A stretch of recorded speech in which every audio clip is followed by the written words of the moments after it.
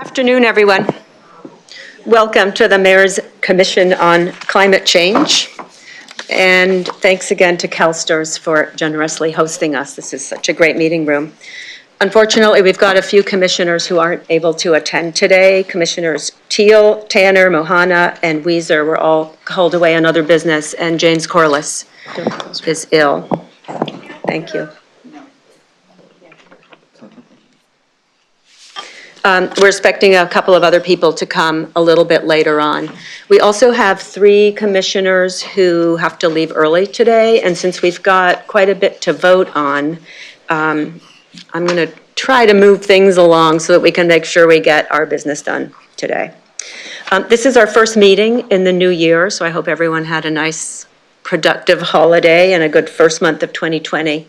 And as we enter this new year, the climate challenge continues to loom over us, and there is a lot to be done. But I feel heartened by the fact that it seems like there is a tipping point going on in terms of engagement by our youth, community leaders, business, and our local government leaders in terms of really focusing on the transition and what it takes. And our local government in Sacramento in December passed a resolution declaring a climate emergency, which I think is really great. It's really going to give us, I hope, give our city impetus and momentum to adopt the Commission's recommendations. So I want to acknowledge all the advocates that pushed for it and the council for moving it forward. As we enter our new year, the Commission is about 2/3 of the way through our work. We've had 6 meetings. We have 3 more counting today. Today, we're going to act on and review the community health and resiliency recommendations that we had a preview of at the last meeting. And we'll also review and act on the overarching foundational principles.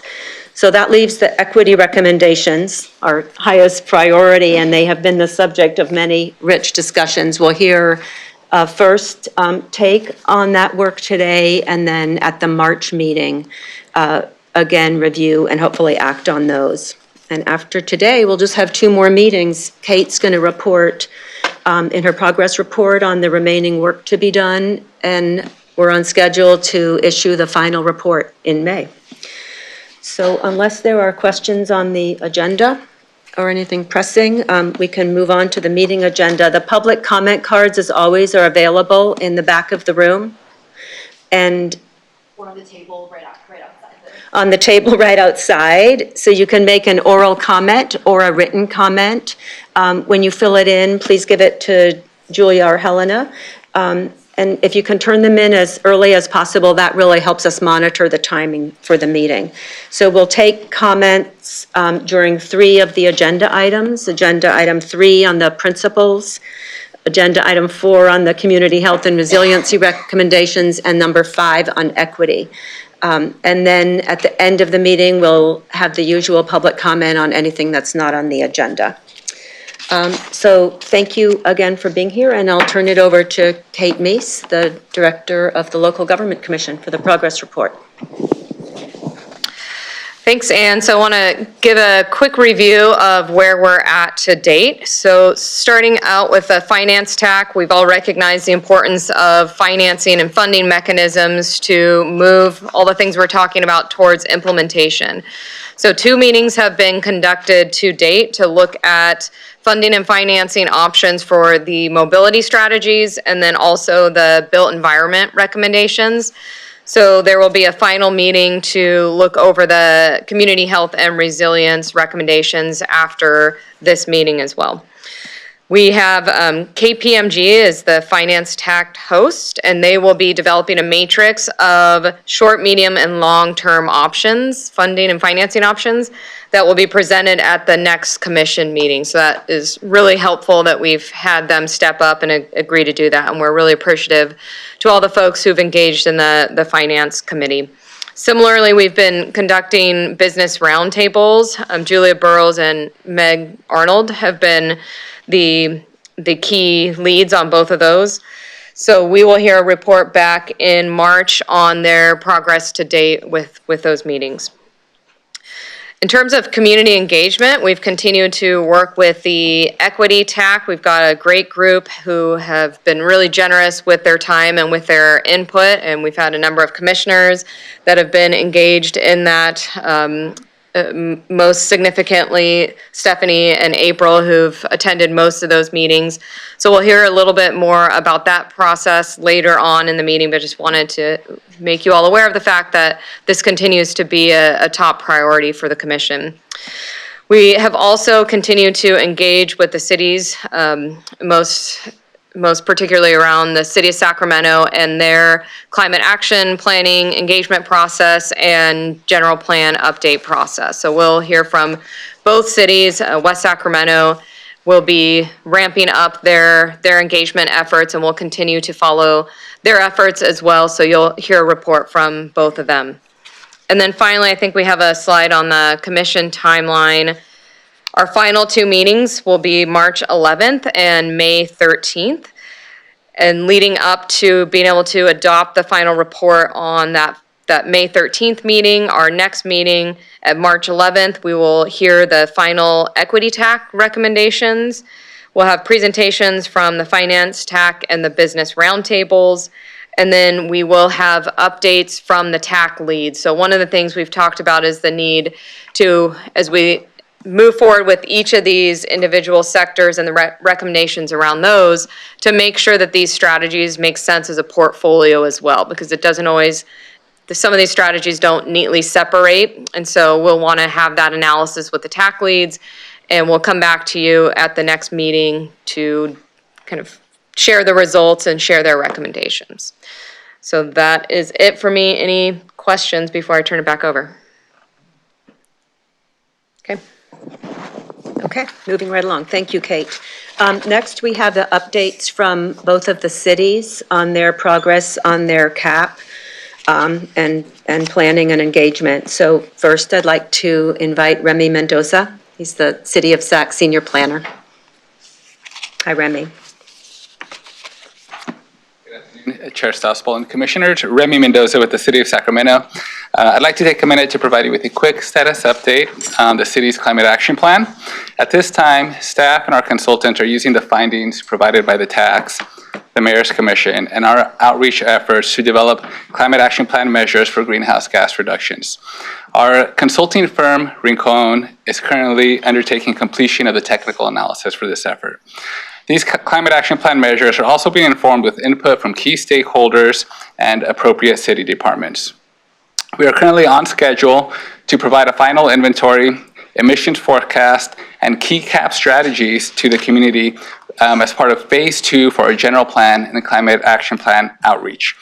At the next commission meeting on March 11th, staff and the consultant team will return to this commission with an overview of the draft strategies and actions that the city will be presenting to the community during our citywide workshops.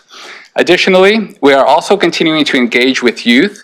We are partnering with the University of Berkeley and Luther Burbank High School as part of a program known as Y-Plan, which stands for Youth, Plan, Learn, and Act Now. Y-Plan is an educational strategy that empowers young people to tackle real-world problems in their communities through project-based civic learning experiences. The students will be wrestling with 2 key questions that they will be studying over the course of several months. The one is, how can they incorporate a community-wide strategy for reducing greenhouse gas emissions and adapting to the effects of climate change? And then secondly, how can they support sustainable growth and change through development that fulfills the needs of existing and future residents and businesses? We're really excited to be partnering with both the University of Berkeley and Luther Burbank High School in this effort. In terms of additional next steps, in March, as I mentioned, we'll be hosting 3 citywide workshops with the community, and then in May and June, we'll also be hosting 10 community plan workshops. We are also currently talking with community-based organizations to find creative ways to promote additional outreach with our disadvantaged communities. In the late summer of this year, we anticipate having a draft land use map and key policies to bring forward to our city council for their consideration. In early 2021 of next year, we anticipate having the draft general plan, draft climate action plan, and the master environmental impact report available for public review. And then later that summer, we anticipate adoption of these documents. This concludes my brief update. I'm available if you have any questions. Great, thanks, Remy. Questions? I have one little question. Do you have the dates yet for your March workshops? We're close. We should have them within the next week or so. We're ensuring that we can secure the venues and have availability from our council members. Great, we'd love to. We'll involved. be sure to send them out to everybody here. Thank you. Okay, then, thanks, Remy. Then next, we've got David Tilley from West Sacramento. He's the principal planner. Good afternoon. Yes. Thank you very much for having me once again here. I'll provide a brief update on our CAP work in West Sacramento. This slide here is sort of self-explanatory. It summarizes the major components of our CAP work and what we're working on now, especially coming out of the holidays and getting up to full speed.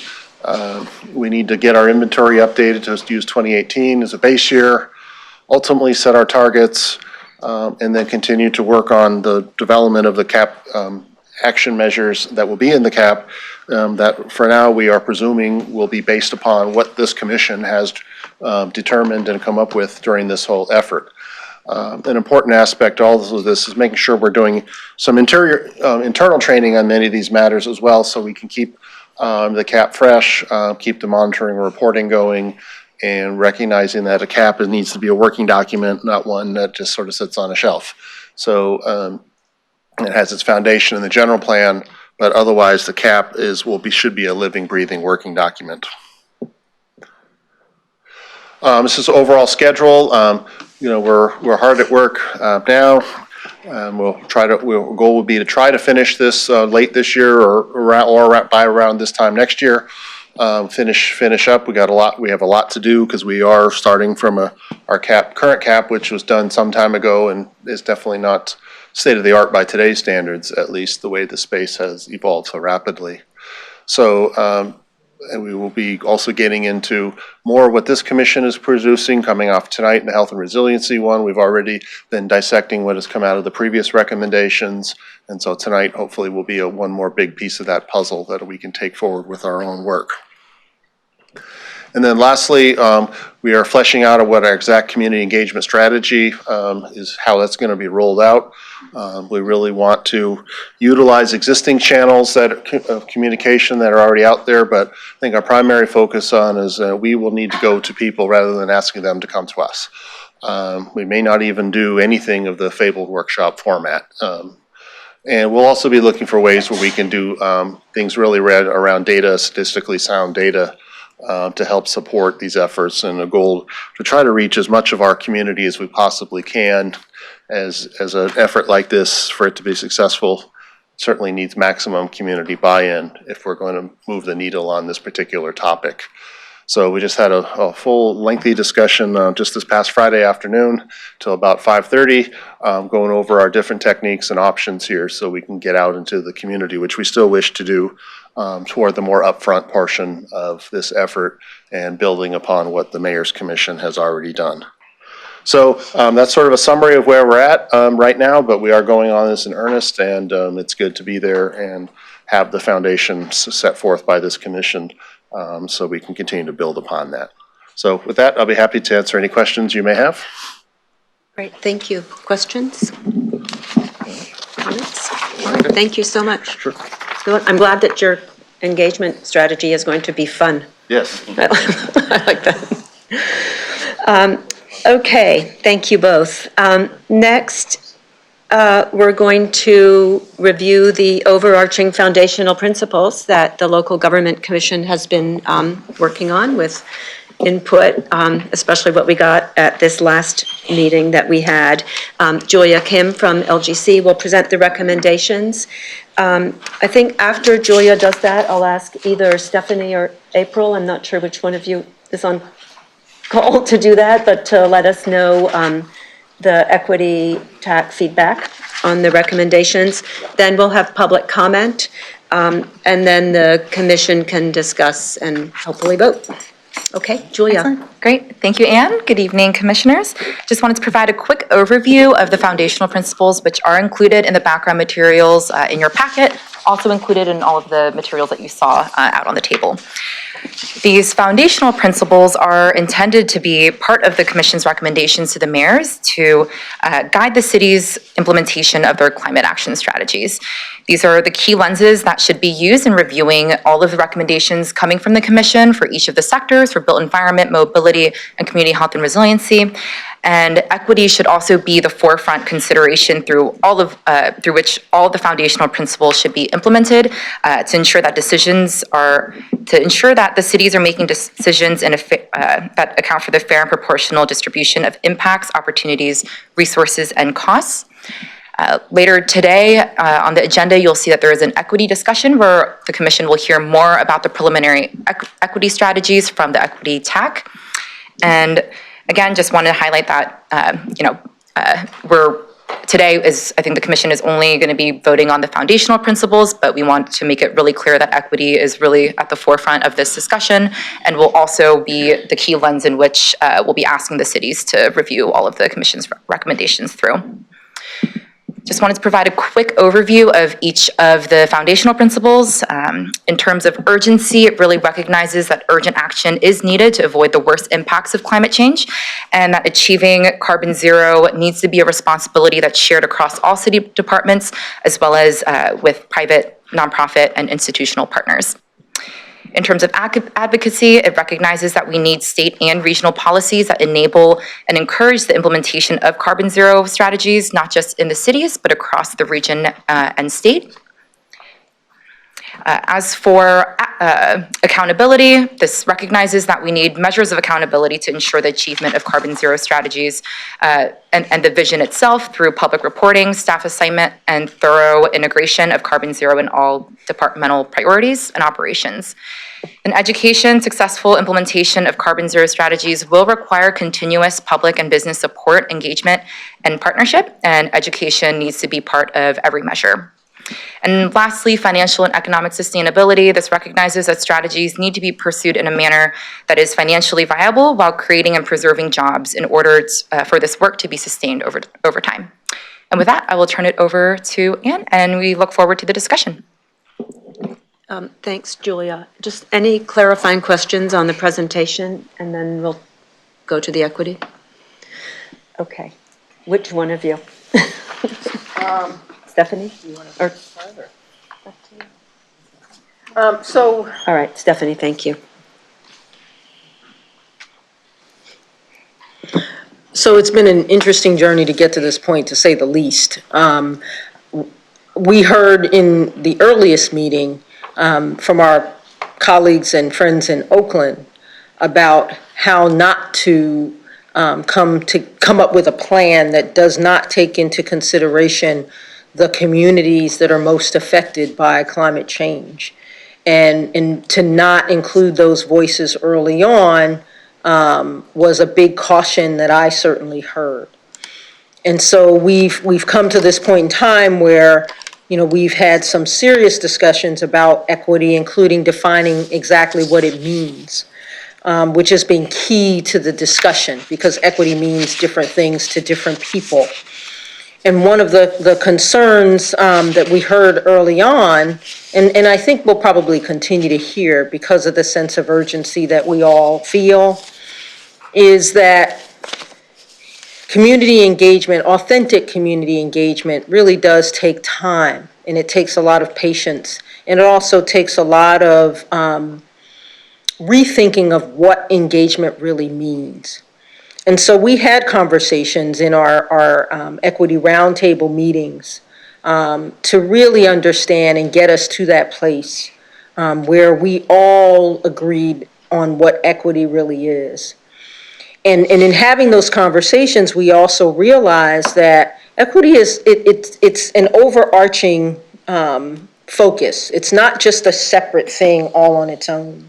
And that if we have any hope of achieving our climate goals, we really do have to look at everything that we do through a lens of equity.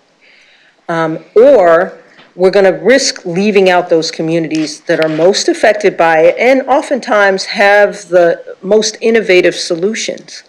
Even though they may not connect what they do on a day-to-day basis, to climate change amelioration. Many of the things that they do are just that. And it's always in the course of trying to figure out just how to survive. Whether they live in housing where it's not conducive to children who are suffering with asthma, whether it's rigging their sink so that water goes out and waters their lawn. There are all kinds of innovations that are happening in these communities that are impacted by climate change. And I think to not have their engagement and to have their innovation is going to leave a lot of those folks behind. And so we had a lot of conversations in our roundtable discussions with stakeholders, everybody from farmers to domestic workers, to nonprofits that support people who live in communities that are struggling. We heard a lot of discussion from them and a lot of concerns. And it really had to do with not necessarily, now what? Once we come up with this big plan, how are we going to get it out and tell people about it? But it was more about, well, if you are asking people to participate in trying to reduce greenhouse gas emissions and getting them to give up their gas stoves and to get solar on their rooftops when they're just struggling to live from day to day, then what do you expect their response will be to a plan that does not include their voices and does not take into consideration the challenges that they face day to day? And so I just wanted to kind of ground us in that. Having attended a couple of the other TAC meetings, there was a struggle with this idea of equity. There was some concern about certain communities being left behind. And it was important for us to confront that, but to also be honest and say, listen, equity is not what people think it is. Just because you have equity doesn't mean that somebody wins and somebody loses. And that if we can come up with solutions that help impact those who are struggling the most, then everybody is going to win.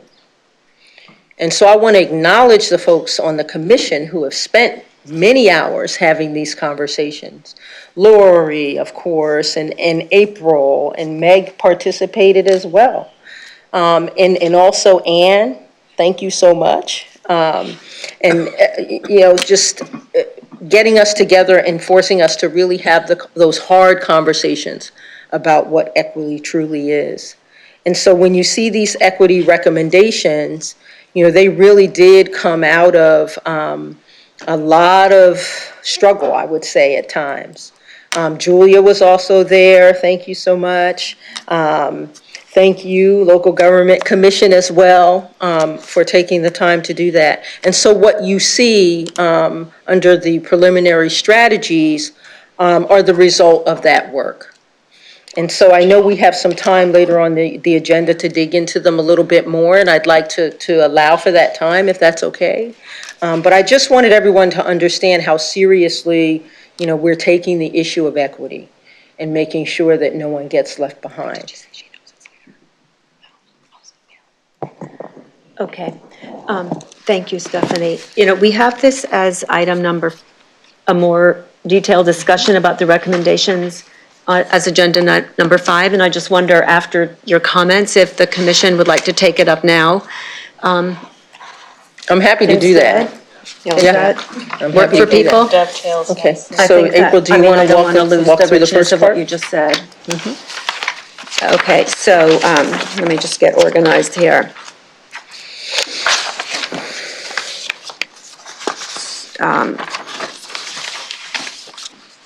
April, did you want to make further comments, or do you guys want to Let's jump in. I think we should jump in. Okay, Let's let's jump do in. it. You want me to jump into the preliminary strategy? Yes, so we're basically, guys, doing agenda item 5 now, which is not an action item. It's an item to hear the initial recommendations from the Equity Roundtable or TAC, and for the commission and public to give some input into that. And Madam Chair? Yes. I would love to hear from the public comments before the board comments further, because I just want to make sure that any of those people from the audience, Yeah. after the presentation. Yeah, absolutely, Yeah. that's the plan. Thank you, sir. Or Yeah. before. Yeah. Okay, you have a slide on this? The one on the actual strategies. Yeah. Yep, there we go. Perfect. Thank you. Okay. Well, what I first want to preface is that one of the things that, Stephanie and myself and others that were really involved in this wanted to be really intentional about is that we didn't want this presentation to come across as, April and Stephanie's equity strategies or the commission's equity strategies. We really, when we first sort of, I guess, sounded the alarm about this, we really wanted to make sure that we were making decisions that reflected the true voice of the community and that we thought about the people that weren't at the table. And so this is the work of our community, and I was very proud to have been a part of, those late night discussions and phone calls and listening to a diverse group of people as a commissioner. So as I'm reading this as a commissioner supporting what came out of the TAC. I'm not presenting what my TAC is. So I'd like you to think about it that way. So when you're looking at the equity preliminary strategies that you have before you, the first one is make decisions that ensure the fair and proportional distribution of impacts, opportunities, resources, and costs. Number 2, demand inclusivity, the practice of including relevant stakeholders and communities, particularly marginalized communities, and groups that have been historically left out in the policymaking and governance process in order to ensure fair and equitable outcome. Number 3, authentically involve residents, businesses, and other key stakeholders, particularly marginalized populations, as co-creators in all phases of planning and implementation. And number 4, partner with cultural brokers and community-based organizations that have established relationships with marginalized communities to ensure authentic engagement, leverage existing community engagement efforts when possible.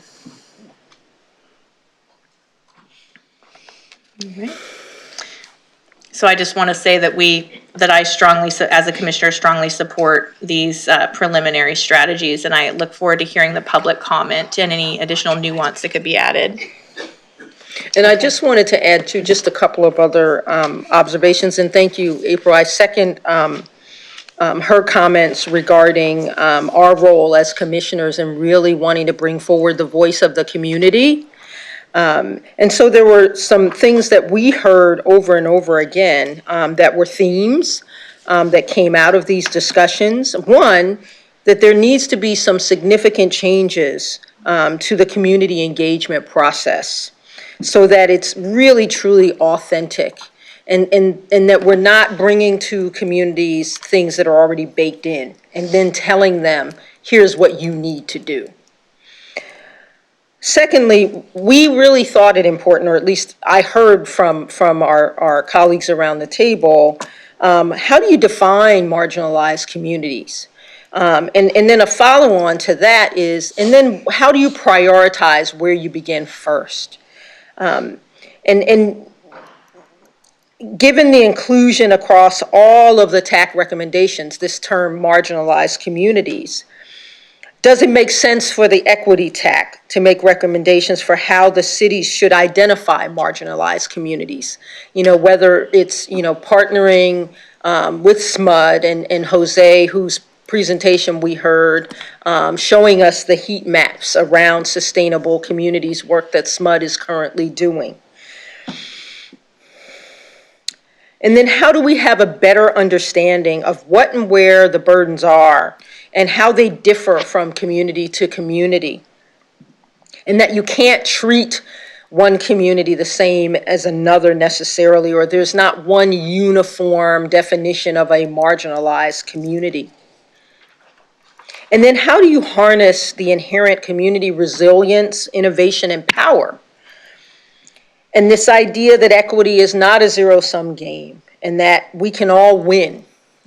And how do we build an understanding around that as we go forward and as we think about our implementation strategies?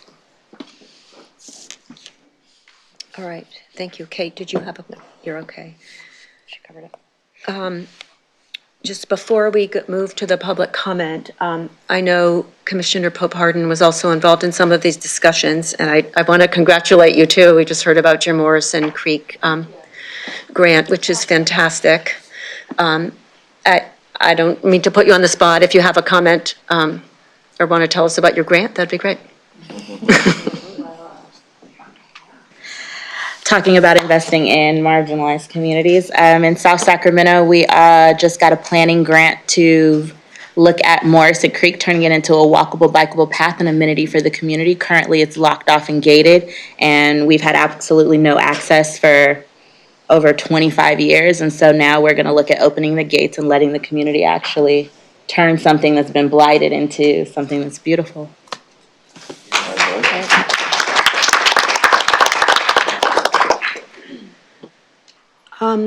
Okay, we'll take public comment now, and looking for general comments around your views on engagement.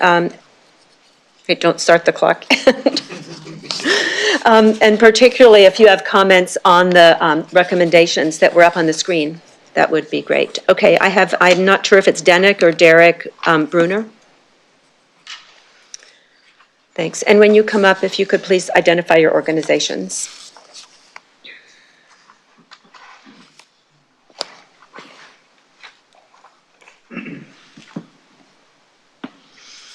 Public comment is 2 minutes per person. A little bell will chime at the end. Hi, I'm a CSU sociology student, and I'm at the WSWA.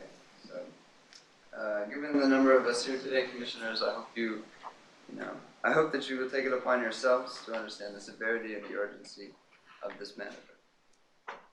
Good evening. My name is Derek Bruner, and I am here on behalf of over 45,000 low-income service and domestic workers in the greater Sacramento area.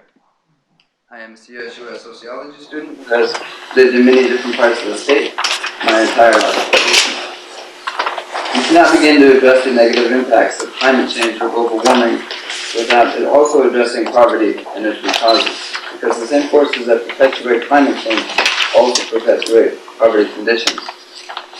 Those in poverty are the most adversely affected by climate change. This is not just my future, this is your future, and our future. As part of fighting the destruction of our planet, we must also end exploitation of low-paid service, domestic, temporary, and other low-paid workers. This is the responsibility of our government. This is not a question of who has a job and who doesn't when minimum wage is below the poverty level. This is unequivocally a matter of life and death for far too many Americans. There are 350,000 cases of wage theft currently sitting on the State Labor Commission board, on the Labor Commission's desk, every week after week, waiting a decision about the wages that these workers are owed. The too few overworked government employees don't simply have the time to be able to process these claims in an effective manner. In other words, this worker who is paid 2.5 hours a week on in-home supportive services only works 24 hours a day. 2.5 hours of paid work for 2 hours a day. And so that's been for the past 7 months. These workers can't afford air conditioning and can't protect themselves from climate change. Thank you. Thank you very much for your comment. Chris Brown.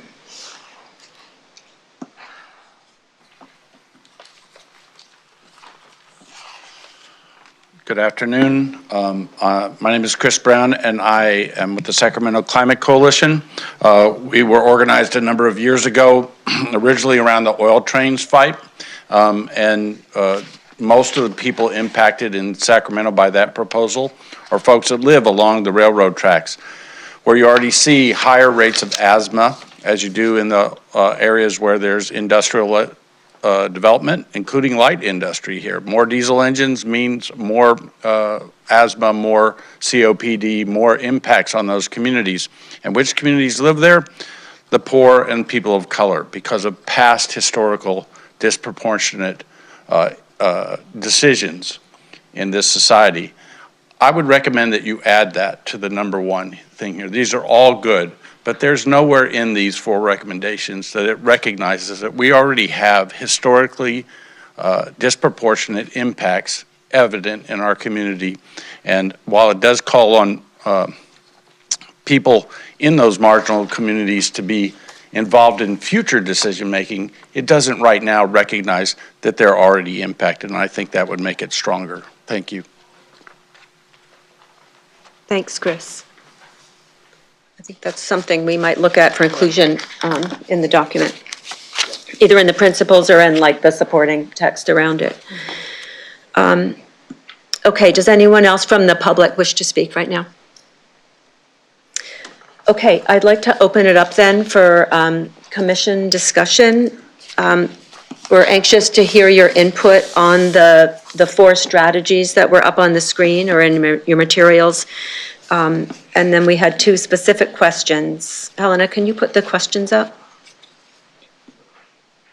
So what opportunities do you all see for improving equity as they relate to these preliminary strategies? And then what are your views on specifically what should we recommend to the cities of Sac and West Sac in terms of how they engage on equity as they move forward?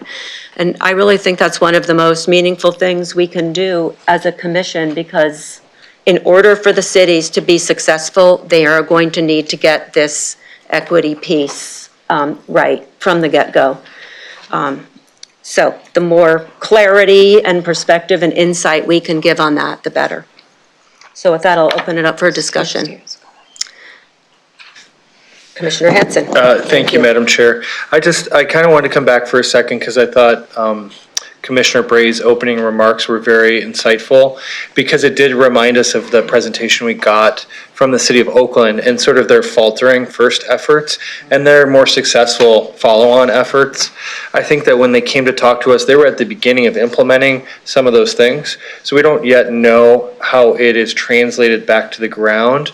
But I do think that that idea of how to weave it in more authentically is something that's very hard to capture, but what it does need, and I don't think is fully realized here, is a strategy to fund that work that is not so that it's a secondary thought, but is sort of at the bedrock of how plans are created, how initiatives are conceived.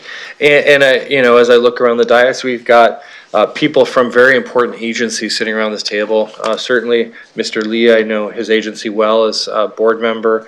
I know SMUD is doing terrific work. And, Sac State, the Air Quality Management District, Kaiser, the Chamber, April, and your organization. So I think what we're going to have to do is figure out, because I want to support and second the comments both from April, Stephanie, and Ms. Pope-Harden. Congratulations on your grant. I think that is awesome. LA could learn a lot about opening up that LA River area. But how do we advance this in a way that our words take shape through funding and through those actions? And I think that's one thing that we have not yet figured out. We can make these recommendations, but if we don't have a recommendation that it's funded sufficiently, I did note that there was a recommendation for staff in the city departments. I think that's really only one piece of it, though. And I don't have a great answer on that piece, but I know the rest of it lays that groundwork. And I'd be interested in hearing the commission's thoughts on how to sustainably fund that work. Because some of it is going to be funded through civic organizations, some of which are here. Some of it's going to be through the work of public entities. Some of it's going to be driven really by community stakeholders, many of which might be in the room, who aren't with a formal nonprofit, but they live in neighborhoods that are affected, and they want to have their voice heard. So I think this is going to take a little bit more refinement for how to actualize these equity principles, because if it were easy, it would be done. But we know this is important work that is really consequential, and it's not going to be accomplished in any particular quick fashion, but we need to create a process and a set of, a construct that will help us engage people effectively. And so I welcome the commission's thoughts. Great, thank you. Commissioner Morton? Yeah. To add on to what Mr. Hanson saying and some of the discussion that we've heard already, one of the things that's going to be really important as we get to the discussion of the finance stack and in considering some of the things that we're hearing in terms of equity is making sure that this equally translates to both sides of the river, because it's a commission for the mayors of Sacramento and West Sacramento. And I know just from looking at, we've got SMUD here, at the table, but SMUD's reach doesn't extend, all the way over. So there's, we need to make sure that there's equal consideration given to, as we have different partners and different folks are going to be held accountable, how are we going to make sure that if we're holding different government bodies or different entities accountable, that we're giving them the same tools, to make sure that they can then achieve the goals that are set out. Yeah. So. And to that end, that they collaborate with one another as well. Yeah. Okay, I've got Commissioner Orchard and then Commissioner Lippman.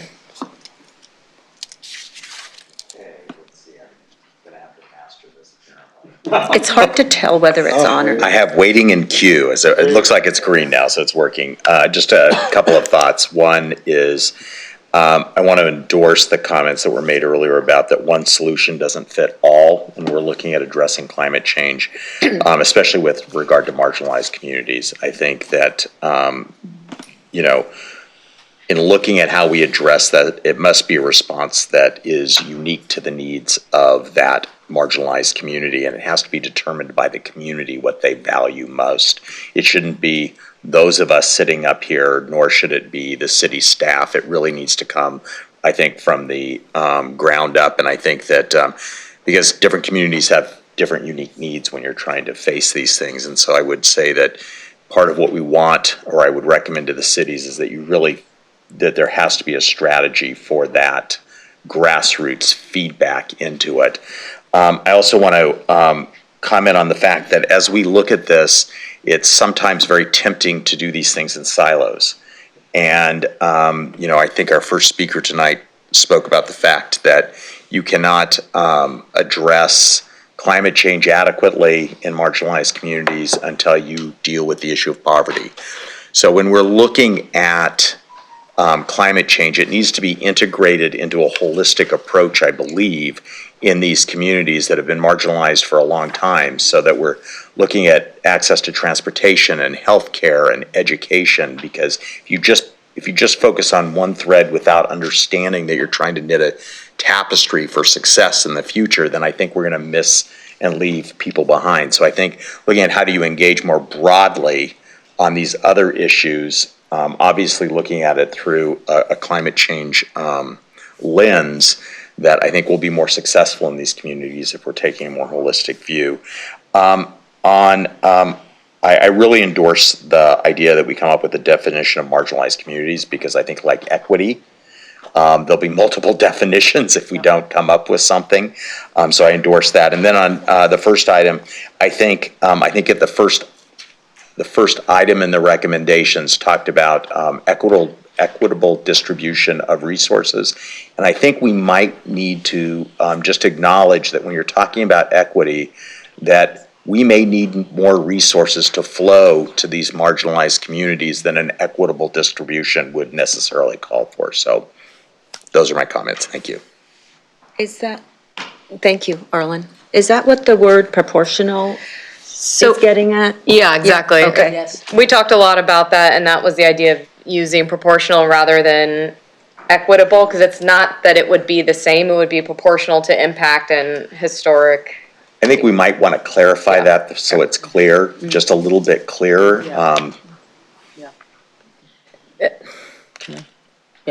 Yeah, Stephanie? So there are a couple of things. One, I really appreciate your comments about accountability. And just as there needs to be tools, we should also be willing to take on that shared accountability, which I think could be really powerful. The second piece is, and we also talked a lot about this in our meetings, and, it's systems and structures that created the inequity, right? And so I think that as cities, we also need to be prepared to look at those systems and structures. And in many cases, dismantle them and address them in a way that they don't become the barriers to the work that we're trying to do to address climate change. And so that's a really important piece. And that means that, city departments need to not be working in those silos. They need to be talking with each other. They all need to have a common understanding of what equity is and really engage with these principles. Even if it means looking at how you do business and doing it better, different, more equitable, if you will, so that those new systems and structures can be built to support, what it is we're trying to do here. Thank you. Is it on that point, or should I take Lori? Take Lori. Okay. And I'll come back. Okay. All right. Lori Lippman. I want to try not to be rambly, but my brain is going in a lot of directions here. I was really privileged to be part of watching the evolution of this equity discussion. At first, it was looking at the recommendations and vetting them afterwards. And then April and Stephanie stepped up and said, no, that's not good enough. So there was the equity roundtable. And then we realized that wasn't good enough either, and the equity discussion was elevated to attack. And I'm thinking about our organization, 350 Sacramento. We've always said that equity was a centerpiece of what we were doing, a foundational principle, and we have a very beautiful statement about it. But from this discussion, I've become very aware of the process of understanding equity, of looking at the world through an equity lens, and it's a lot bigger and deeper and more complicated than us just making this beautiful statement and agreeing that equity is a foundational principle. So like Stephanie keeps saying, this is a process, and I think it's a process. As I say, I was privileged to be part of this process. I think it's a process that everybody needs to be part of. And I don't know how we start conversations throughout the community, but people have to own this. They have to own their own racism, their own ableism, their own, the way that we've all been raised to think, and start to question those things. And I'm not sure how to start those conversations, but it's been so valuable for me personally and for our organization, because we're going back to equity in a much more authentic way. And I love that word, authentic, without even knowing before that we weren't being as authentic, or we weren't being deep enough. So I don't have answers to these two questions. I just feel like I'm living this, and all of us are trying to create this new world that is safe, where we have a safe future in terms of climate, but is also a beautiful world where people have recognized that we historically made a lot of mistakes, and it's time to revisit how we address all those. So no answers, just sharing. Thank you. And I just wanted to say one more thing, and put kind of a finer point on this idea of process. I feel like we're in this moment in time in this region where there's so many conversations and so many resources that have come available. And we're talking about housing, we're talking about transportation, we're talking about climate. And we have to, I believe, we have to take advantage of this moment and really look at all of the different opportunities that are in front of us right now and how this in particular fits in with all of that, with all of those resources, whether it's the inclusive economic development strategy in Sacramento, in the city of Sacramento, whether it's Measure U funding, the housing, the $100 million that's being allocated for housing. Our conversations around equity happening in those spaces and really looking at how all of those things can reinforce one another so that the investments that we make as cities, as a region, really get us to that place where we want to start to think about how we can slow down this train of climate change, right? I believe we have those tools and we have those resources right now. Now we just need the will and the understanding and the compassion to do it. Thanks. Yeah, April. Thank you. One of the themes that I kept hearing in our when I was witnessing the equity TAC discussions, as well as the pre-phone calls and the post-phone calls, was that there really is a step. Stephanie was talking a lot about process. There really is a step before the community engagement process. There's also the process of what should the process be, and who are the people who get to decide what that process is.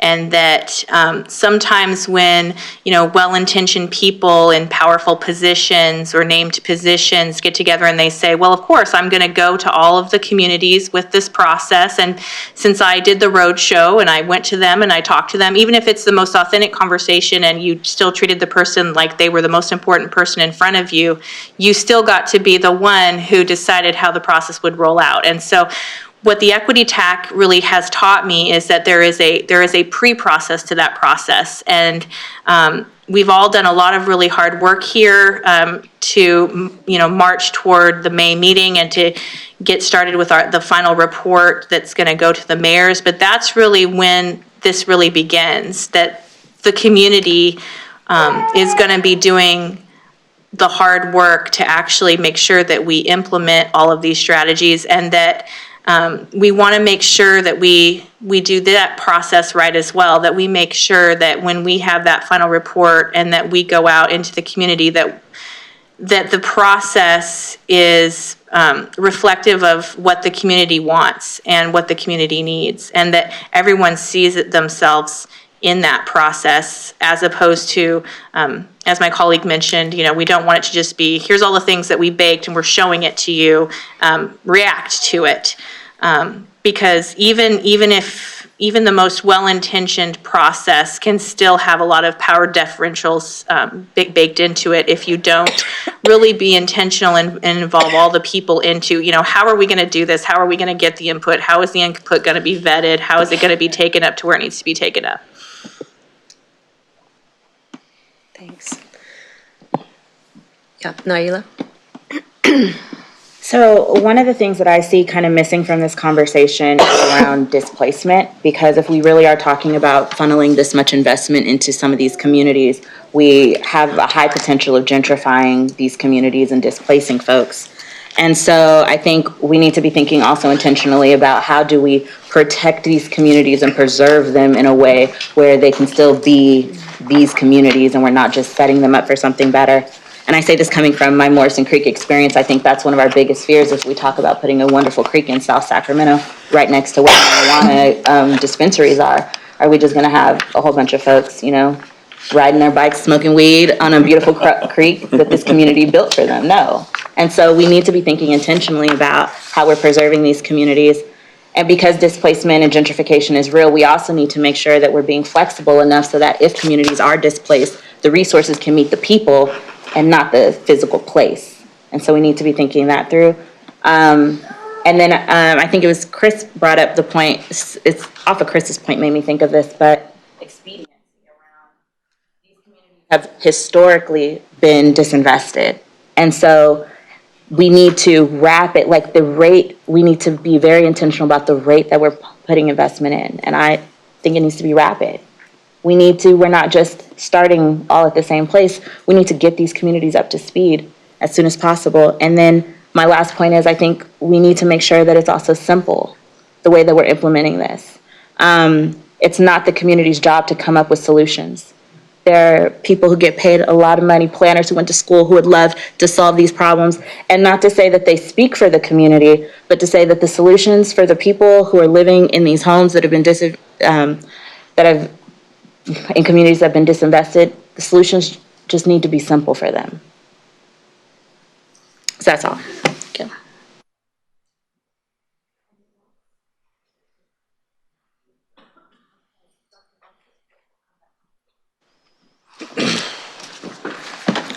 As Sac State has been going out into the community and beginning its work on becoming an anchor institution, an anchor institution that is embedded in the community, that sees through the community and serves the community. We've heard a lot of distrust and a lot of people saying, well, we've heard from you before and you never came back. Are you just here and are you never coming back? Are you all flash and no splash? And I've thought a lot about that, and I've also thought a lot, and I think it's instructive to the work that the commission is doing. Over and over I've heard, no us without us. No us without us. And I've also heard, no us without funding. And I think that speaks to the principles that we're talking about here, especially the no us without us in the demand for inclusivity, in the authentically involving residents and partnering with cultural brokers. We have to embed in these principles listening.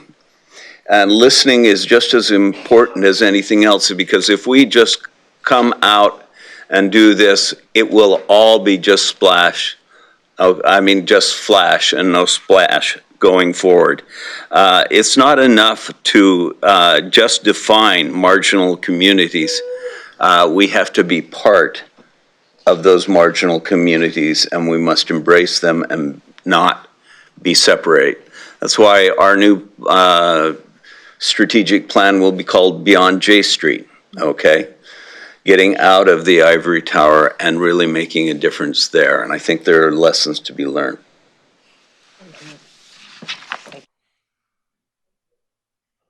Councilwoman Henson? Thank you, Madam Chair.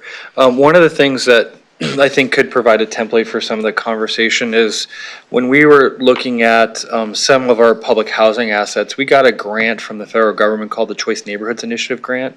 We spent about $2 million, and this was really focused on Marina Vista and Alder Grove, but the residents led that process. And it produced a report that the residents were able to help create their own plan for their community on what they would like to see for new housing, new parks, and what resources they needed. It had a needs assessment, and maybe what we can recommend to consolidate or to synthesize some of these comments is pull out some of those best practices that we've seen used in other places.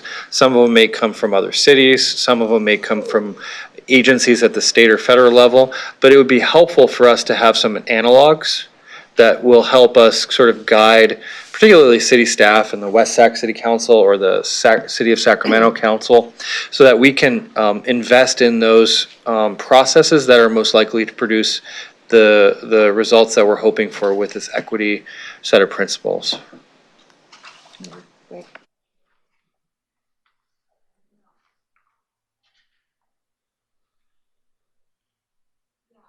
Good discussion. I mean, I feel like addressing this issue has really been the most challenging aspect of the work of the commission. A lot of blood, sweat, and tears has gone into it.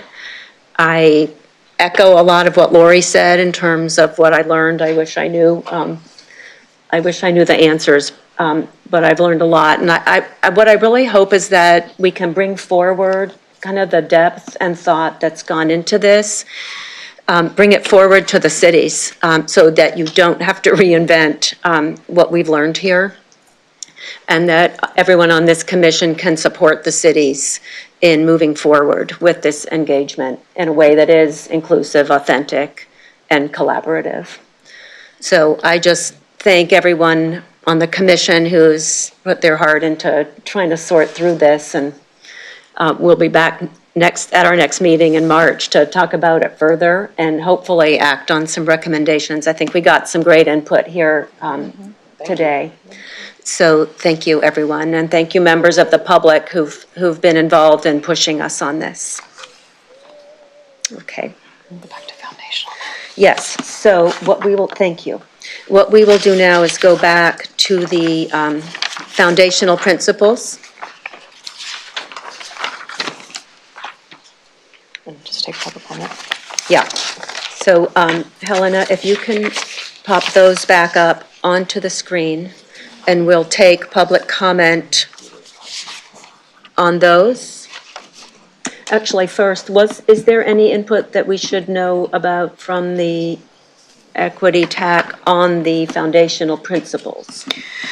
I felt like there was a consensus that they supported them. That's what I heard.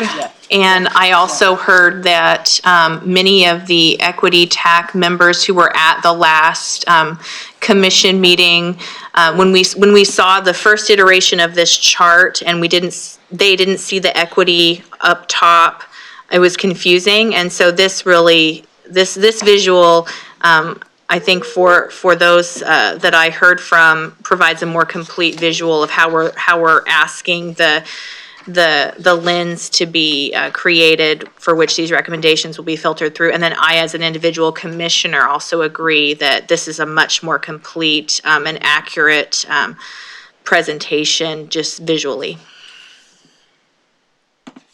Thank you. Okay, I just have one request to speak. Chris Brown, does anyone else want to speak on the foundational principles? Okay, and then we'll have a commission discussion and a vote. Chris.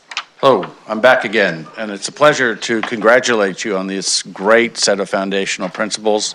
I really like the fact that you mentioned 2030 as an emissions, to get to zero carbon emissions target, that you mentioned advocacy outside of the boundaries of the cities themselves, but recognizing that there are many partners that are needed, other agencies, other governments, other levels of government, accountability, all of the measures in there are things that we would support from the coalition. We would also suggest that just like city staff have to prepare a financial statement on any new ordinance or measure of support, that they include the greenhouse gas footprint of that measure. If it's going to add to our greenhouse gas emissions, the city should know that before they make that decision. I also would encourage you all to use the next few months to take advantage of the opportunity of time. I know it's extra work that I'm going to recommend, but you've gotten a lot of great recommendations that you've adopted from the tax. A lot of them overlap. There's an opportunity here to say clearly in your last report, we think these are the ones that can be implemented quickly and have multiple benefits, because they are things like the resiliency hubs that reduce the need for transit, make it ped and bicycle friendly neighborhoods, reduce our greenhouse gas footprints, but also put carbon back in the soil and have less of a footprint out in regionally developing food because we're growing it here in the neighborhood. So there's some opportunities here. I just know the coalition is committed to continue to preach the message of the climate emergency, bring more people in. And so when it comes to education, we're right with you, Stephanie. It's going to take all of us, and we're all going to have to work together. So good job. Great, thank you. The reference to 2030 that Chris alluded to was intended to align with the city's of Sacramento's climate declaration. Okay, commissioners, are objective is to have a vote on these foundational principles, but I'll I'd make a like to hear motion. any comments. Or you want to go I'll make a motion that we approve this. I think it's a very strong start, but I don't believe that this is a finish. I do also like the chart, but as a visual person, it would be, this is kind of nitpicky, I'm sorry, I didn't see it until just then. I'd like to see the equity principles form a circle or a box around the rest of it, so it's clear that it's sort of encompassing everything. But otherwise, I think this is very robust and gives us some real action items and tactics that we can begin to work on quickly. And so I want to praise everyone for all the work. I'll second. Okay, we have many seconds. We'll take Tricia's. Okay, discussion. If I may? Yes, sir. Thank you. I saw Meg raise her hand, so Yeah. thank you. Oh, and then we'll take Meg, yeah. So first of all, I did want to just go back to the equity piece and really appreciate the discussion and the thoughtfulness of all the commissioners for bringing your perspective to this. I think it's important as we kind of get into the voting part of some of these tactical strategies and recommendations. That does have to be the foundation of how we approach it. So I just want to thank you all for your work on that. I agree with Councilmember Hanson on these foundational principles. I do support them, but have just a couple of comments because some of it, I want to go back to Mr. Brown's comment on the understanding that these are recommendations that will at some point go to our city councils to adopt parts of it and whatever, but that shouldn't stop us from taking action today. And so a little perspective into sort of where West Sac is.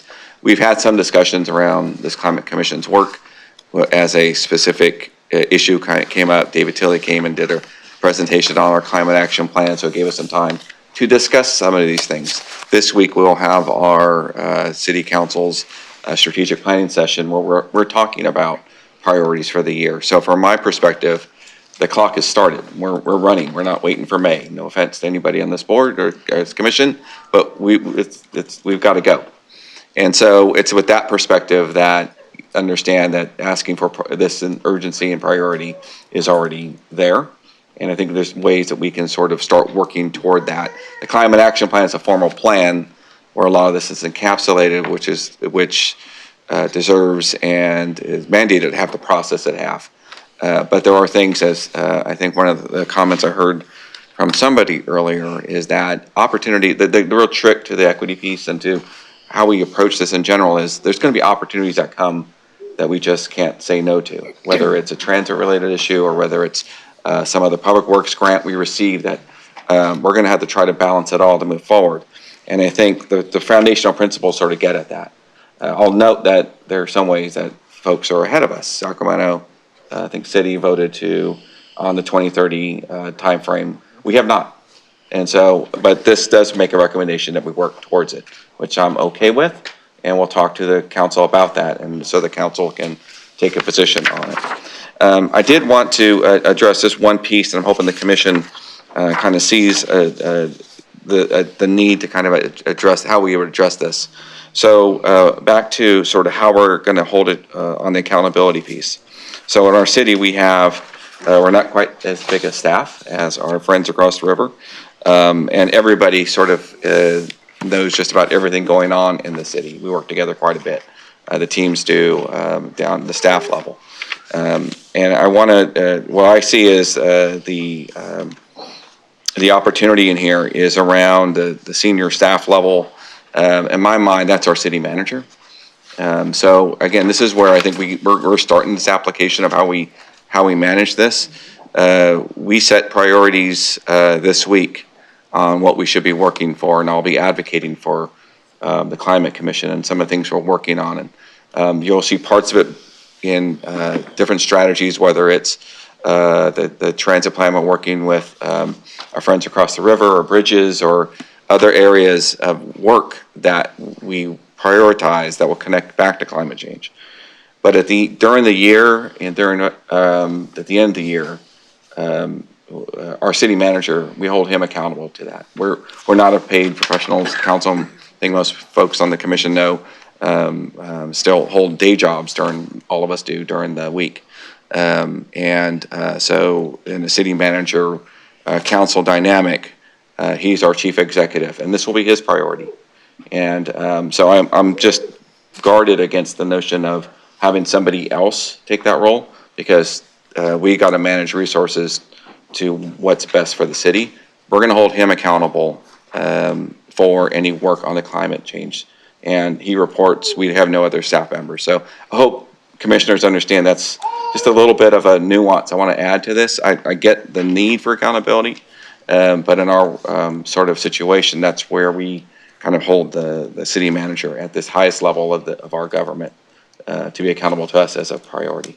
So again, that's just a nuance that if we can think about flexibility, how we implement that. But I am supportive of this, read through it. I know some of this is a little bit ahead of us, and we're fine with that because it gives us a chance to rationalize it and bring it forward. So, Great, thanks. In Thank you. response, I would just say we're so grateful to have both the council members on this commission, and we know how busy you are. And I hope that no one thinks that through the commission recommendations or your participation, that you're committing your cities. We know you can't commit your city Yeah. councils, although we, of course, hope you'll bring things forward. Absolutely. Did you have your hand up, then, Meg? Yeah. I had. Thank you. Kaim, I'm going to encroach over here because the mic is over here. I just wanted to express my support and enthusiasm for seeing these foundational principles, or what I also think of them as overarching principles, in addition to the strategies that have emerged out of the equity TAC.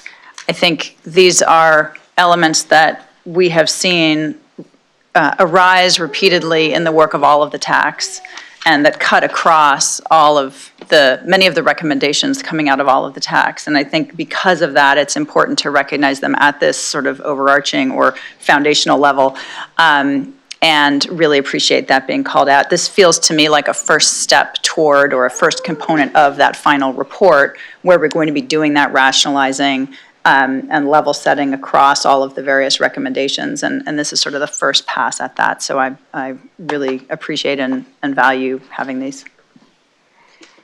Great. Does anyone else wish to speak?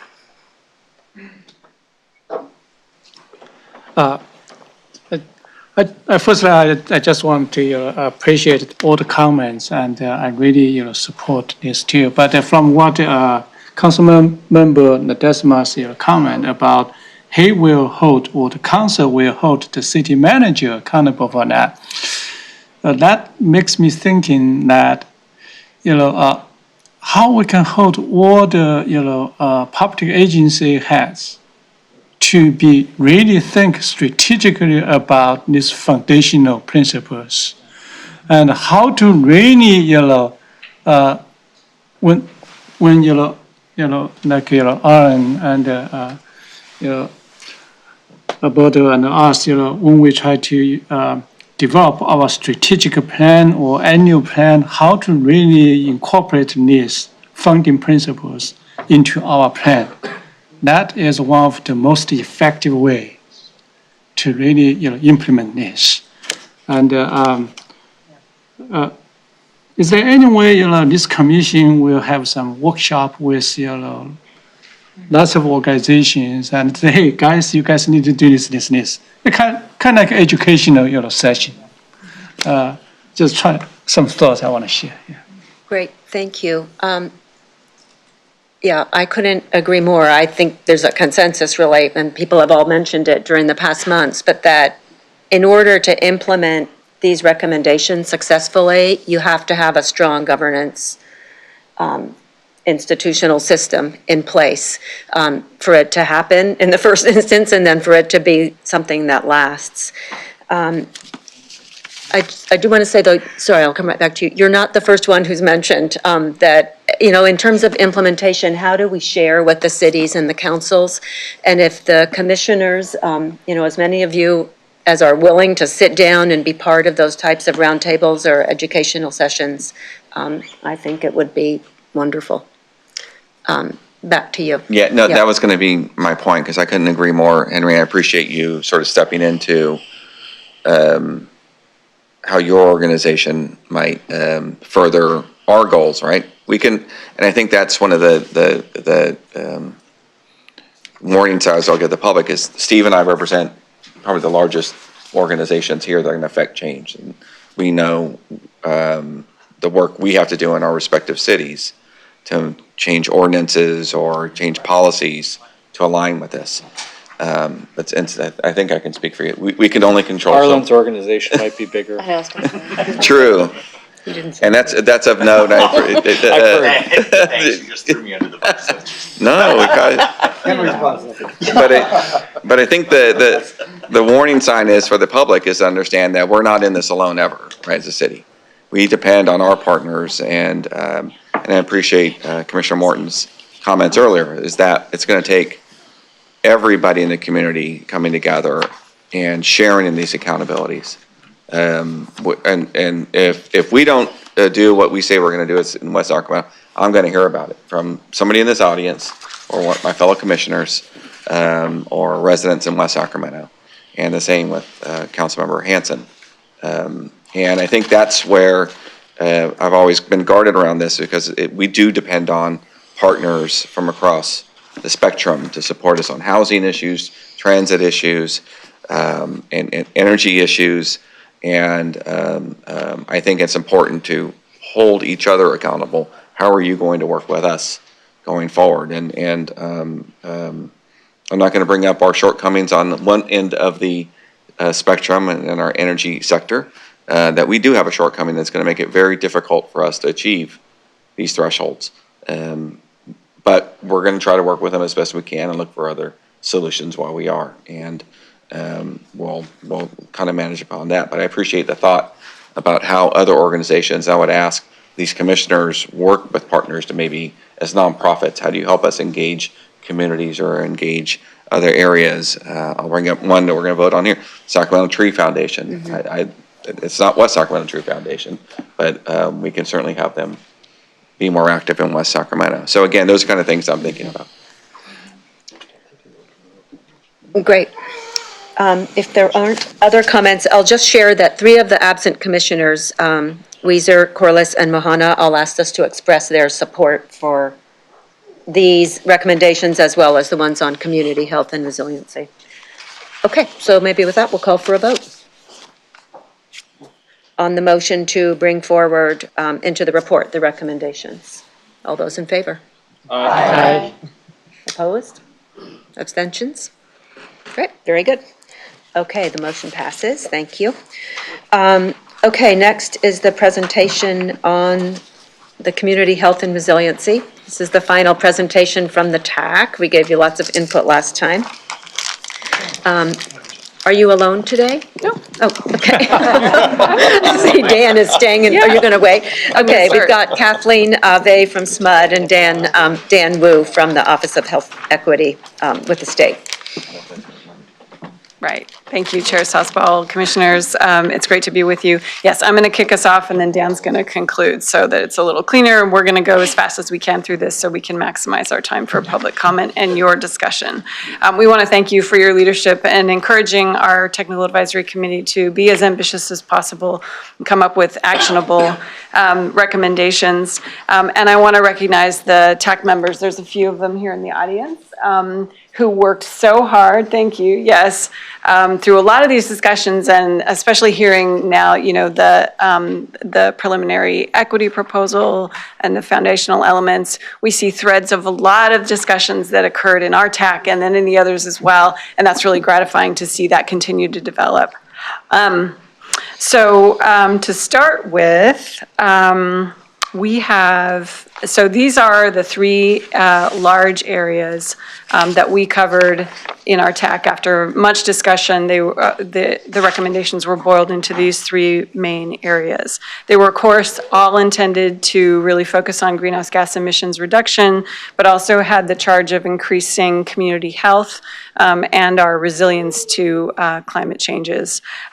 We thought it would be useful to try to emphasize what was really behind the major objectives of these before we get into the details. So the urban greening and forestry, this set of strategies is really aimed at ensuring that everyone in all of our cities has access to nature and natural areas as part of their daily lives, not something that they have to relocate to enjoy, so that they can enjoy the benefits of that nature in their lives.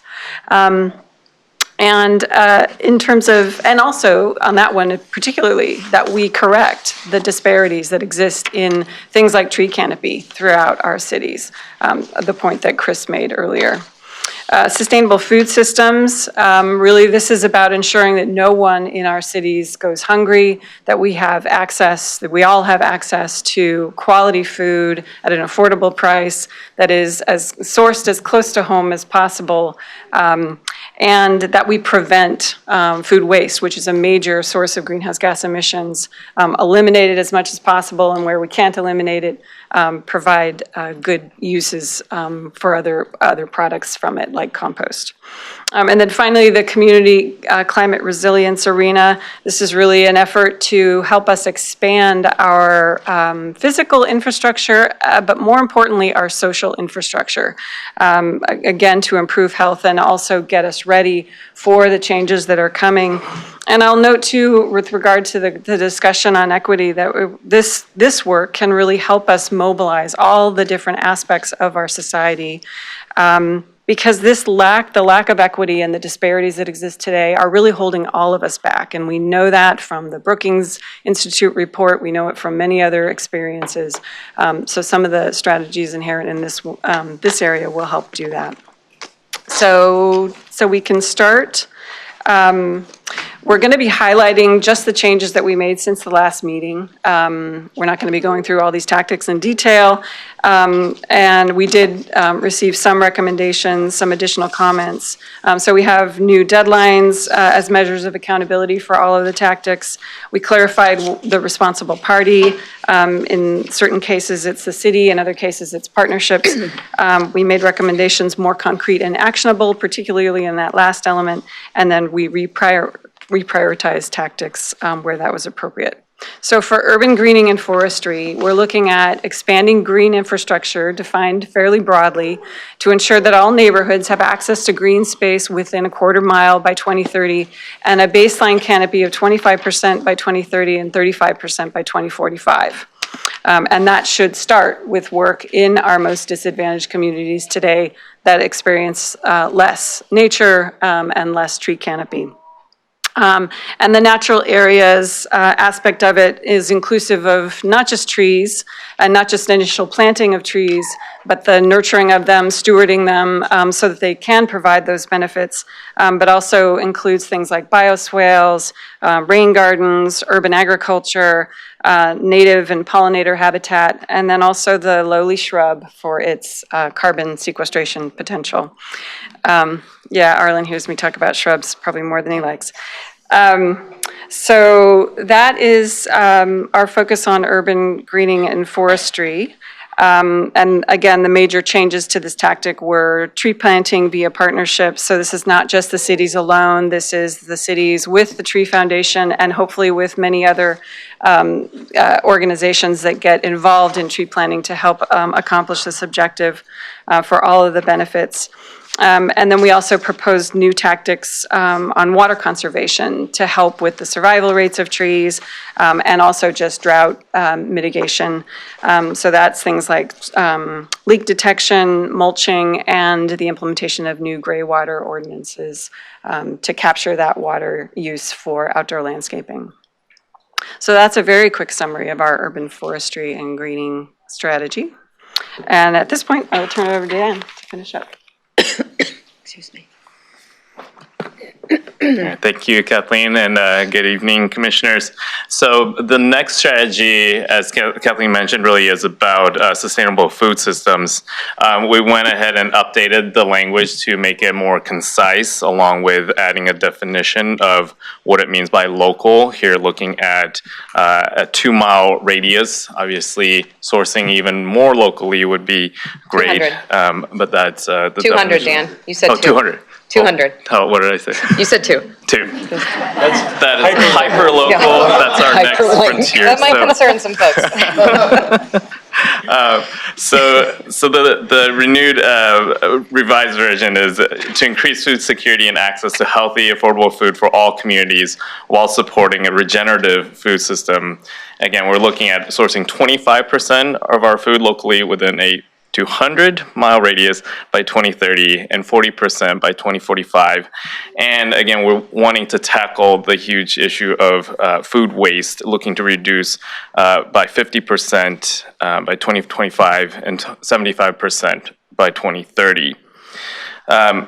Some of the new tactics I wanted to just highlight is that we've added a priority to partner with the California Mobility Center in looking at how we can advance zero-emission vehicles through food transportation and food delivery. Also looking at creating food-related business development opportunities. For example, streamlining new business licensing and permitting, as well as creating new jobs around local food sourcing, production, and distribution. We've also clarified the tactic around food hubs and composting to really define it as a food recovery to food security network. So that moves us on to the third strategy around community climate resilience. So as Kathleen mentioned, we're looking at both the physical strengthening of our infrastructure and systems around climate impacts, but also the social infrastructure, our connectedness with each other, our community cohesion, and really building healthy and resilient supportive systems within our neighborhoods. We've worked to revise our strategy to be more tangible. So the revised version now includes looking at identifying climate vulnerabilities and adaptation strategies as part of the climate action plan or general plan updates by 2022. So to fold these priorities into the city processes. Also to develop and implement preparedness measures with a priority focusing on initially increasing the resilience of communities most vulnerable to climate change impacts, and by investing in existing community assets and networks to increase community adaptive capacity. So we've added more specificity to the planning component, as well as adding a new tactic in developing and implementing, again, the focus on community assets and building off of what we already have in our communities. And to prioritize the focus on increasing resilience in vulnerable communities. I will offer a tool that is robust in terms as in helping to identify vulnerable communities. I know there was the discussion about defining marginalized communities and how do we get at it. And so this is just one tool, the Healthy Places Index, which is a robust tool developed by public health departments and practitioners that really explore local factors that predict life expectancy. So it includes data around housing, transportation, education, jobs, tree canopy, and a variety of other factors in our living conditions. And so this is a vetted tool that I just offer for consideration. In terms of the new tactics around this strategy, we are now looking at San Francisco's Neighborhood Empowerment Network as a model to develop community resilience networks. Again, broadening that definition of, originally we were talking about hubs, but looking at more of a network model. And we want to focus on actionable tactics that cities can implement. For example, climate resilient infrastructure ordinance and integrating adaptation strategies into all city plans. So to kind of put this all together and to close out the work of our TAC, as you know, we've heard from Kathleen, our work was, fully in support of the Commission's carbon zero goal. And in addition to that, we were charged with developing recommendations for how to plan and prepare for climate-related risks like extreme heat, increased allergens and air pollution, and regional wildfires, and the resulting wildfire smoke. So our TAC approached this work with an equity lens, and we kept first and foremost in our mind that those facing the hardest living conditions stand to get hurt first and worst, and they are already being hurt first and worst. If you don't have a roof over your head, for example, or if you can't use your air conditioning anymore because your power got shut off after not being able to pay your utility bills, then you're going to have a much harder time finding relief from the increasingly hotter Sacramento heat. So we focused on climate actions that could increase individual and community resilience, improve living conditions, and make it easier for all residents to meet basic needs and build community capacity and social cohesion. In order to implement these strategies and achieve the Commission's vision, as we've talked about a lot already, partnerships and collaboration with trusted community-based organizations, as well as the private sector, and all of the partners that are in this room and across our communities, to conduct iterative community engagement and education will be absolutely critical. So by adopting these recommendations, the Commission can promote the importance of addressing both existing and future threats to community health and resilience, and utilize nature-based solutions that can reduce carbon emissions and provide health and resilience benefits. So with that concludes our brief presentation. Great, thank you, Dan, and thank you, Kathleen. Okay, we'll do our usual process. We'll see if we have any Thank you, Meg. Do you want to say anything? Do you support? Well, since you asked, sure. Okay. I really appreciate, and first of all, apologize having to leave early, but very much appreciate the presentation and the thought that has gone into both creating and then subsequently refining the CH&R strategies and implementation tactics. In a way that's different than the prior two TACs, I think this one had a more complex challenge or a broader potential mandate, is one way to say it. And I think the work reflects some really good thought on what to prioritize and why in the context of this Climate Commission. So I appreciate that. And again, apologize for departing. Thank you. Good evening. Okay, clarifying questions, and then we'll go to public comment. Okay, thank you.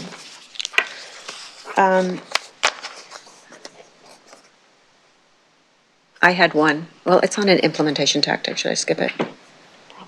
Okay, I'm going to keep things moving. Thank you. Okay, we've got, I'm guessing, about 8 people to speak. So we'll follow our 2-minute guideline, and we'll start with Karen Jock.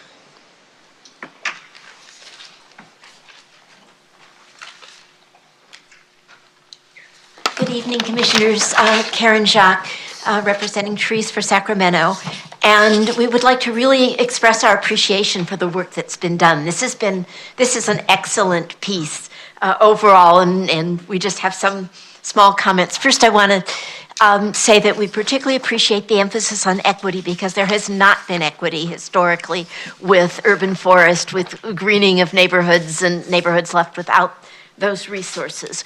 We also appreciate the recognition that the cities need to coordinate with other parties, the state, the utilities, sometimes the county, and also with private agencies like the Tree Foundation, because it's going to take all of that to get a really good tree canopy. We would like to see a bigger goal for the ultimate tree canopy. We have been talking about 45% and advocating that with the tree master plan stakeholders group for a long time. And we think that Sacramento and hopefully West Sacramento, I live in Sacramento, so I know more about Sacramento, but they could get there because it is a climate emergency. We'd also like to move up some of the timelines. So 25 in 2025, but we would really love to see 40% by 2035. We think that there also needs to be clear emphasis on the need to preserve existing trees because it takes years for new trees and decades to have the carbon absorption potential. And at least in Sacramento, that's going to mean changing some of our design guidelines. And it's going to mean better tracking when trees are removed because they're sick or dead, so that new trees get replaced. And last, to get more tree space, Sacramento at least has a reward for going to drought-tolerant front yards and getting rid of grass. And we'd like to have you add that incentive to people getting rid of cemented parkway strips when those exist and having an incentive. So thank you very much for all the work. Okay, thank you for your advocacy, Karen. Harold Thomas?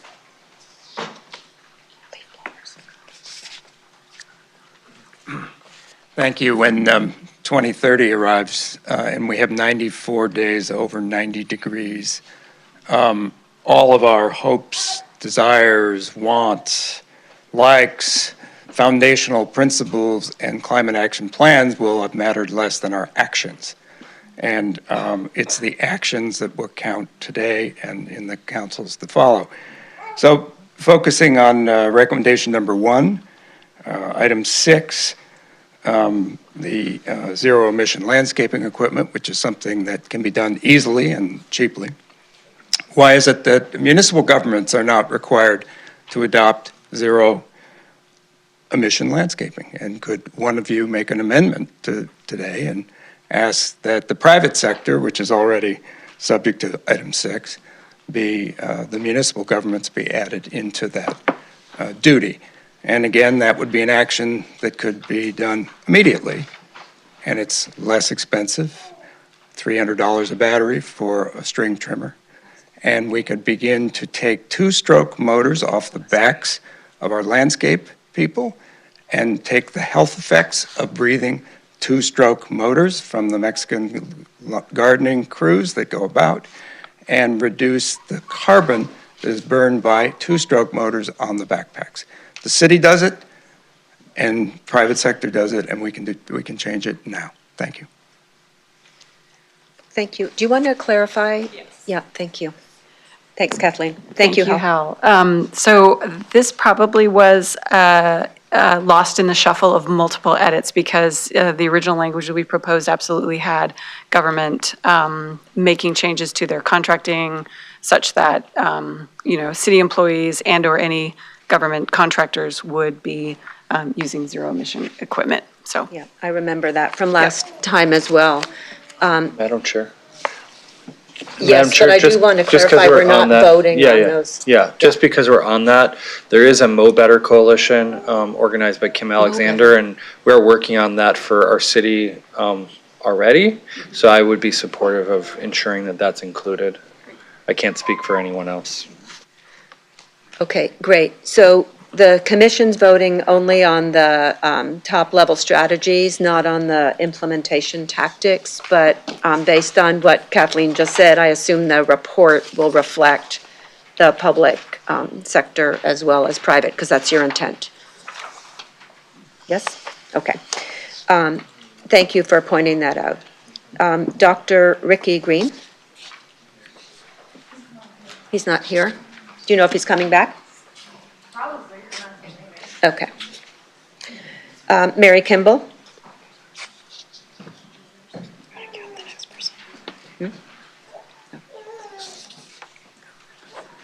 Good evening, Commissioners. I'm here to speak specifically on the food side. I've been on the CH&R TAC. I've been to every meeting, and I've tried to be as helpful as I possibly can in this process. It's been an exciting process to be a part of.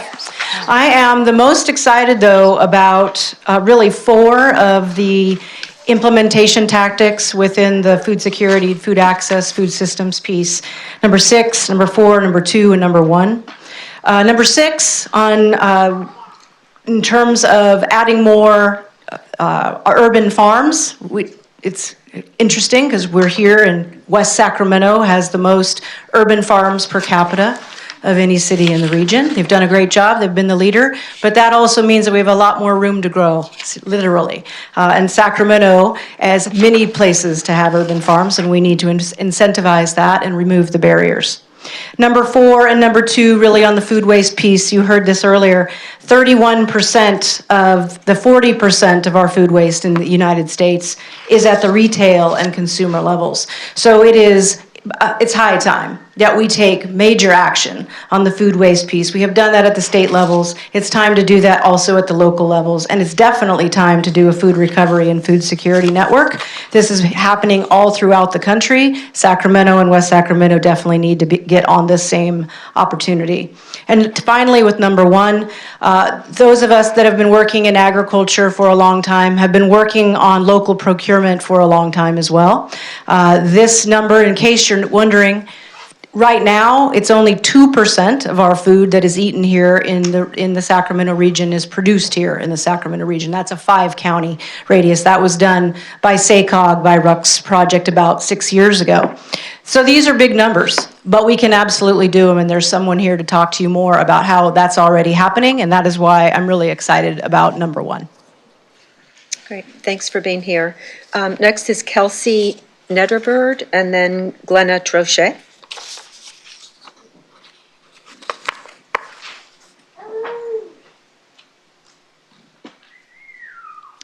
Hi, Commissioners. My name is Kelsey Netterveld, and I am the Nutrition Specialist for Sac City Unified School District. Some of you may be thinking, why am I here, and what is my point on institutional procurement? Sac City Unified is the largest restaurant in Sac County. We serve 43,000 meals per day, and we are able to do that at 80 school sites, and we're able to put great center-of-the-plate items together because of the way that we purchase food. And I can speak on behalf of a few that aren't here. Santana Diaz from UC Davis Health. We partner with him. And so the way that we're able to buy food is because of our volume. We purchase truckloads of food. We have a warehouse. We're able to secure lower bracket pricing because of the volume in which we purchase. Why would we buy chicken from Arkansas when we can buy chicken from Foster Farms in Livingston? We get a local product. Every dollar that we spend here in California on school food adds $1.82 to the local economy. We're supporting economic development and we're supporting jobs. So what I'm here to do is to prove that we can, as a big ship, if we can do local procurement, if we can do institutionalized procurement and get the ball rolling on local sourcing, if 43,000 meals a day can do it, then anybody can do it. And so I just want to do a quick example for you is, we purchase 12,000 cases of sliced apples a year. If I buy that through the USDA commodity program that helps offset my food costs, those apples go all the way over to Michigan for processing, then they come back to Sacramento. They go from Washington to Michigan to Sacramento. It's over 66,000 miles of transportation. Instead, I choose not to use that free money that USDA gives me because I believe in local purchasing and local procurement. Therefore, we purchase those apples locally if we can. If not, yes, some are coming from Washington, but they get shipped directly back to California, and we purchase them locally from Stockton. So if we can do it as a large institutional buyer, I really just support that local other procurement producers can do the same. Thank you. Great, thank you. Thanks so much for being here.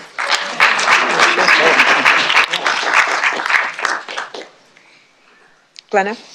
Good evening. I'm Good Glenna evening. Trochet. I'm a retired family medicine and public health physician. And I was a member of the TAC, and I'm here in support of all of these recommendations. The numbers are realistic. We struggled to figure out what was doable in the immediate and in the future. And we believe that these are. So I just wanted to be here in support. Great, thanks for your participation on the TAC. Inga Olson?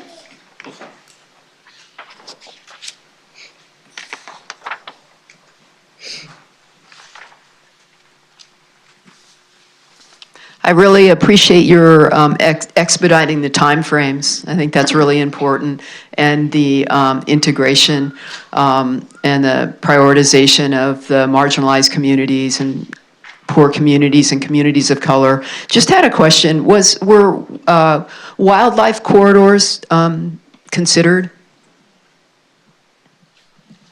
Kathleen? Thank you. Thanks for your question. Yes, were wildlife corridors considered? So wildlife habitat, absolutely an additional benefit of this focus on green infrastructure. One of the tactics is a biodiversity plan that could result in some clearer planning around wildlife corridors. So they're not explicitly called out, but certainly have been part of the discussion of many of the TAC members and can come to fruition in that step when it happens. Thanks. Yeah. Thanks, Kathleen. Okay, unless Ricky Green has returned, that's all the public comment. Okay. Okay, thank you. I am going to call on you two one more time to inquire if the Equity TAC had any input on these recommendations that you want to share. Thanks. Thank you.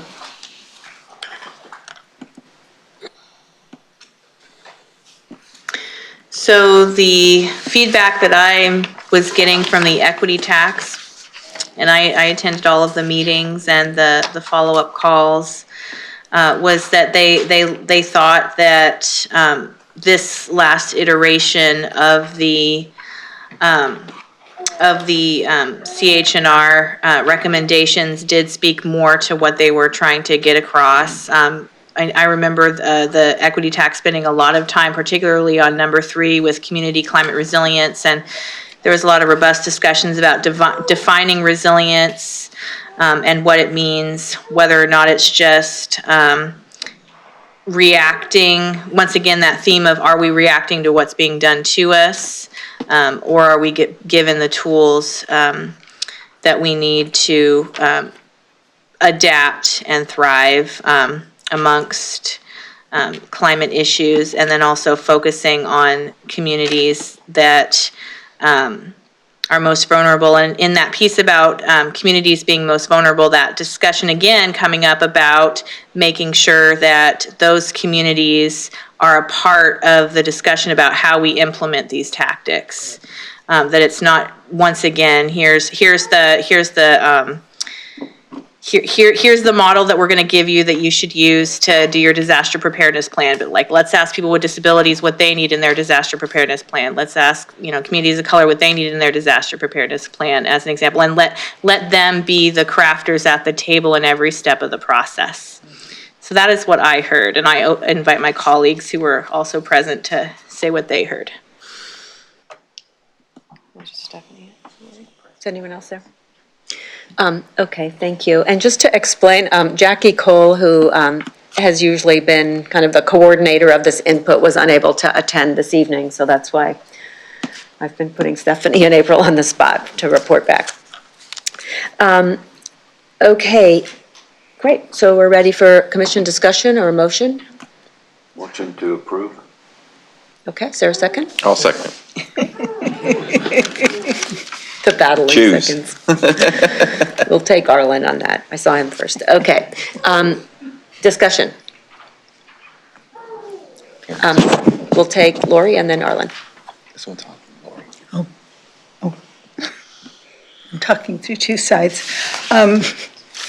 I just wanted to say that when I read the tactics, the strategies and tactics here, it was the first time I felt hopeful in a very long time, because I feel like you guys are looking at the urgency. You're doing a lot of this work, most of this work, in the next 10 years rather than spreading it out.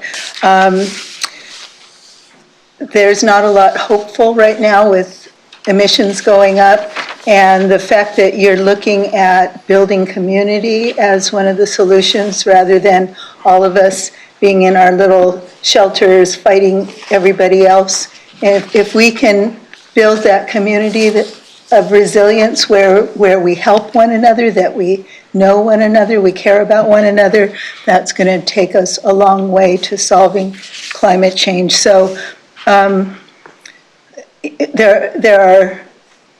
I just want to thank you for what you did. It's what we need to do. It's very creative.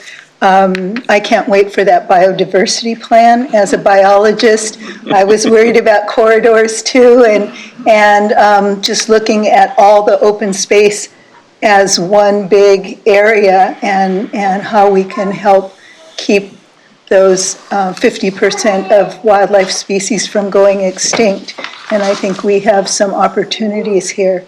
So, thank you. Thank you. Arlen? So, thank you. I just want to commend Kathleen and Dan on leading this TAC. I think the outcome speaks for itself. It's a job well done. And then the many participants who participated in the TAC, I know that these are not easy discussions, and so I appreciate the work product at the end of the day, and I'm fully supportive of the recommendations. I want to commend you also for a plan that is very actionable. I think that's very important, and you start to see benefits very quickly. And the focus, again, on marginalized communities, whether you're looking at food security or you're looking at issues around resiliency or something I'm very fond of, the tree canopy, et cetera. So just want to commend the entire group on the work that was done, and I'm very supportive of this. Okay, anyone else? I want to echo the comment that one of the public speakers made. We really did throw you guys the kitchen sink on this TAC, so I know it wasn't easy to prioritize, but you did a great job doing it, so thank you. Makes it a much more meaningful product. Okay, ready to vote? All those in favor of the motion? Aye. Opposition or abstention? Great. We had Trish's vote. And we have Tricia's vote. She gave you her proxy, right? Yeah. Okay, good work, guys. So thank you to Kathleen, Dan, and to all of you on the TAC, and Julia and Helena for supporting the work. Yeah. Next, we have our general public comment. I have 3 requests: Angie Guerrero, Betty Davis, and Torin Dunavant.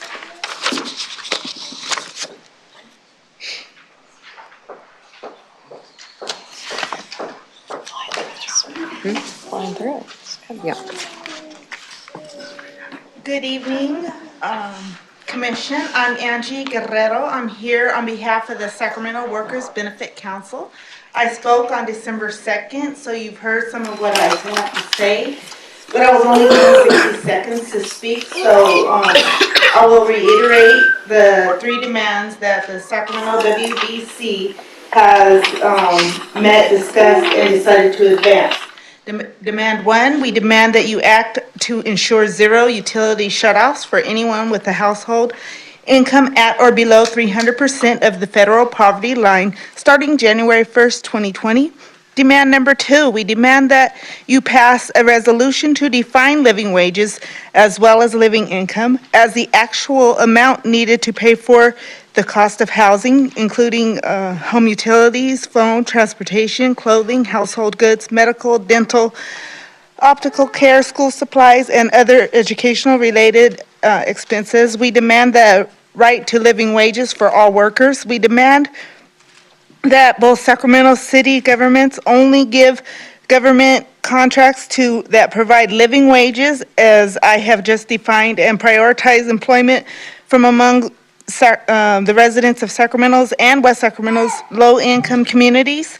Demand number 3, we demand that you endorse the 2030 Agenda for Sustainable Development. Goal number 1 is to end poverty as the first step towards combating climate change and its impacts by 2030. According to the Union of Concerned Scientists, when electricity gets shut off, people can die. When it comes to utility disconnects, we need science-based policies. The science is clear. The hotter the summers get, the more the public will need protections. At a heat index of above 100 degrees Fahrenheit, children, the elderly, pregnant women, and disabled people are at risk of heat-related illnesses. Science-based policies today will prevent deaths tomorrow. Thank you very much. Good evening.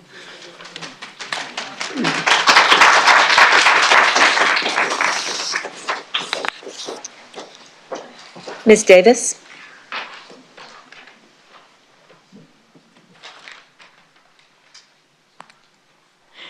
I would like to say, excuse me if I'm get upset and stuff, but my name is Faye Davis. I'm a member of the Sacramento Workers Benefit Council.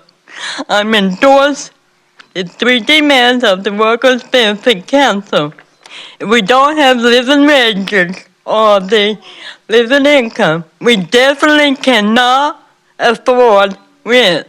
We must put the God to move forward. The number of residents forced into the streets is growing. The solution is not more shelters. The rent keeps going up and wages don't. Some of the people who has vehicles have to live in them just to get by and to stay out of the weather. Sometimes their own families cannot take them in. Consider this as you make your suggestions. Be more bold and think outside the box. And we need big changes for these big problems. So don't do business as usual. Thank you. Thank you. Thank you.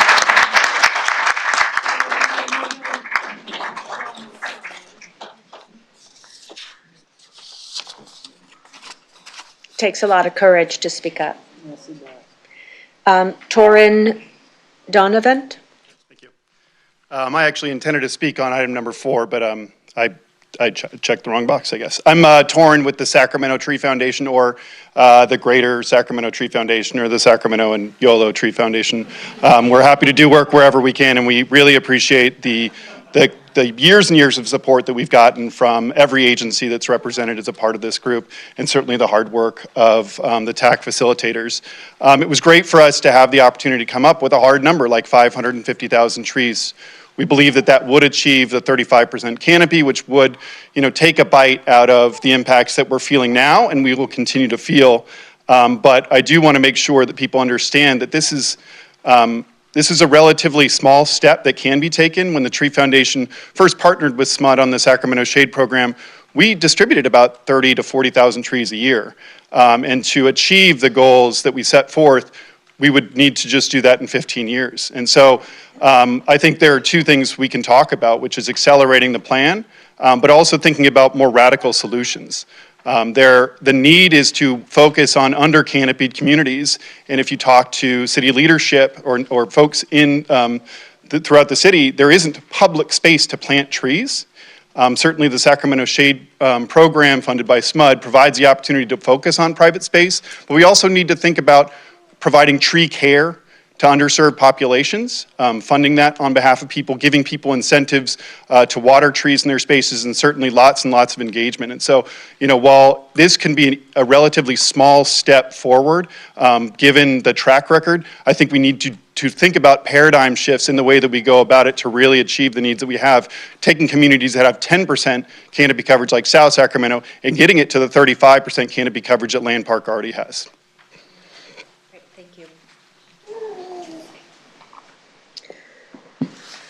Okay, that concludes the public comment. We're going to wrap up early, but I'm going to take advantage just for a couple of minutes to ask you all for some input. So we have 2 more meetings. Our next meeting is a pretty full agenda. We're hearing from the financing work group, the business roundtables, the equity recommendations, and then we'll be looking at the preliminary version of the report itself as well. So that's a big meeting. Then hopefully at our last meeting, we're pretty much finalizing the report, and I hope that goes quickly. So I'm wondering if at the last meeting you all have suggestions of things you'd want to talk about. One thing I was thinking is just following up on the discussion around the foundational overarching principles. Is there a discussion we could have about how to facilitate and support implementation? Even though the commission formally ends, are there things we can do in groups or individually or through our organizations to support the communities and support our elected leaders in trying to move these recommendations through? Yeah, okay. Yes, to that, because it goes back to some of the comments that we heard earlier, and that we've gotten in our documents about making sure that we are taking the foundational statements that we have, and Arlen was talking about, it's like, making sure we're getting them into the other organizations, into their plans, because that'll definitely go a long way if everyone across the board is considering these and considering what resources they have to make available, to help implement. Yeah, Alberto. I'm going to echo what Kaim said, but I'm going to put it a little bit more forcefully, because I think it's absolutely critical that we don't lose the continuity of what this body has created. And to me, it's been great work that has gone into the planning, but where it's at, it's implementation. That's where the carbon molecules are going to be reduced if we are going to have an impact on our carbon footprint and air quality. So to me, I think one of the things that we have to challenge ourselves is, I'm not necessarily advocating for the commission itself as a body to continue, but there are many things that we can do. Each one of us as agencies could become an avenue for this body's commitments to have accountability and continuity. City councils could commit to, reporting milestones. We obviously, as the air agency, absolutely we should be talking about this. And every one of our partners, I think you have multiple venues where we need to make sure that we don't lose the continuity that we've created. Because again, it's the implementation plan where the commitments will become real. So whatever we can do, I think we absolutely need to start thinking and start committing ourselves to this process, that we are not going to stop until we actually get it done. Because that to me is frankly what I think many of us signed up for at the very beginning of the conversation about this commission. Right, that's why we're here. Yeah, Lori? I also want to speak, excuse me, to implementation, because some of these things can be started right away, a lot of them. And to solve climate change, everybody's going to need to be involved. And my experience is that people want to do something for the climate, but they don't know where to start. So if we can identify some of these implementation strategies, tactics to start on right away and start to involve the community, involve organizations and agencies. But I would like to see it go down to the individual community and neighborhood level, where people are feeling like they're part of that solution and that they're working together on this bigger picture. I think the people on the commission feel it, the people in the audience feel it, but it hasn't trickled down to where people are aware of what we're doing and where they can fit in. Great, okay, I had Steve and then Arlen. Thank you, Madam Chair. Oh, what? Okay, then Nadia. Oh, I was just going to say, I first want to thank both our chair and the staff for all the hard work they're doing with the Sacramento Transportation Authority on the proposed transportation measure, because a lot of the board members have not yet been fully cognizant of our needs to evolve our transportation network and our transit network to meet our climate change goals, let alone just to confront the crisis. And I wanted to thank you first as we're talking about doing this. But whether it's our trail network, whether it's urban greening, complete streets, all those things, that particular process is going to be a make or break. If that goes on the ballot and has not reflected the goals of our community in providing for alternatives to driving, supporting clean air, ensuring that we're collaborating and leveraging state and federal funds. And it's not lost on me that we have Lauren Polito from Kevin McCarty's office here. Hi, Lauren. So we need to work with our state partners to leverage those funds. But that piece of policy, which is a 40-year measure, when the transportation sector is our largest emitter right now, will be a defining moment for the region. And so as we work on that, I would encourage the rest of the commission to try to help us carry this through. There are many members of the STA board who still do not want to acknowledge this crisis, do not want to subscribe to these policies, and we are going to have to really push hard on them before a March vote. The board is slated to vote in March to whether to move an initiative forward or not. But I will tell you that measure cannot go on the ballot if the city council in Sacramento doesn't vote in favor of it either, because of the way the process goes. So if that board puts forward a measure that does not align with these principles, does not make meaningful progress, I believe that this commission and the people who come here to support this effort need to ensure that the city council does not endorse a measure that will set us back. And so I know that's somewhat an aggressive position, but I think we don't have a choice. We have to draw a line in the sand, and we have a moment within the next month to draw that line in the sand. And if you have relationships on that board, I encourage you to talk to people, because they don't get it right now based on the comments I'm hearing from other board members. Great, I'm glad you brought that up. So just a couple of things. There's a group that's coordinating around this is called SMART. And SAC moves, yeah. And SAC moves. So there's a couple of flyers on the table just right outside this room that provide more information on that. And I know they're looking for people to attend the meetings. And I've been involved, so I would just say if any of the commissioners want to get more involved, let me know and I can point you towards that, some tasks. Yeah. Thank you. Okay, Arlen, then Naila. Yeah, I just wanted to thank you. For the last meeting, I just want to endorse Alberto's comments about, let's talk about how we can create accountability going forward. I think you have a lot of, everyone on this board, it would be too bad if on the commission, as we leave the commission and that's the end of the collaboration on these issues. I think we can, I'm not saying you continue the commission, but certainly we can look for opportunities to collaborate on this.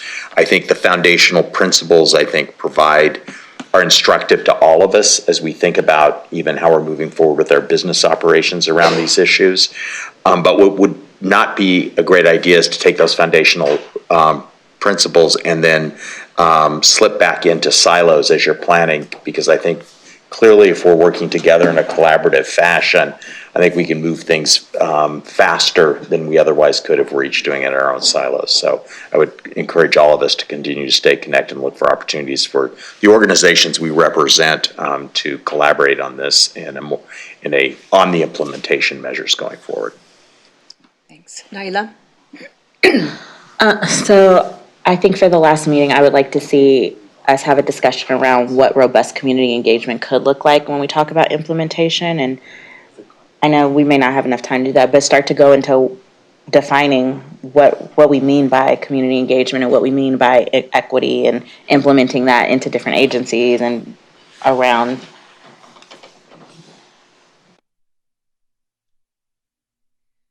Thanks. Okay, thanks all for the feedback. So hoping that we really do have some substantial time at that last meeting. I think I'm hearing to talk about, not the commission continuing, but how do we keep the momentum going individually and through our organizations, talk about continuity, accountability, ongoing collaboration, and the equity piece.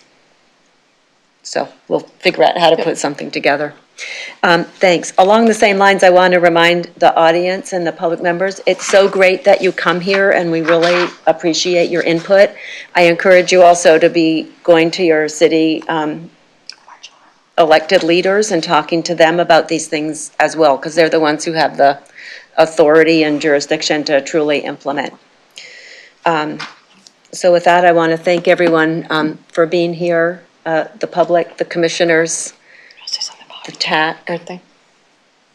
Yes, thank you. And LGC, and I'll come right back to that. And I want to acknowledge Helena Rim from LGC, because she's going to be leaving LGC, but going to CARB and doing really important work there. And we really appreciate everything you've done for us, Helena. Thank you.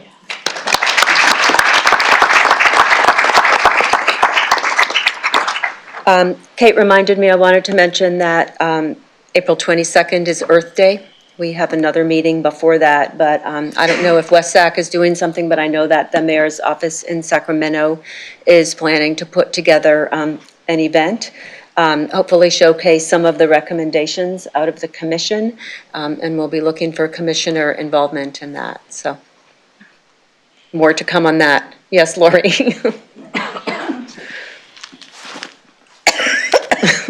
Sorry. It's okay, take your time. Oh, this is allergies, not sickness. Thank you. Yeah. Sorry. Sorry. I just wanted to add, April 22nd, Earth Day is also the next youth climate strike, and adults are invited too. Sorry. Thank you. Okay, our next meeting is March 11, and then the final meeting is May 13. And thanks again to everyone. Thank you.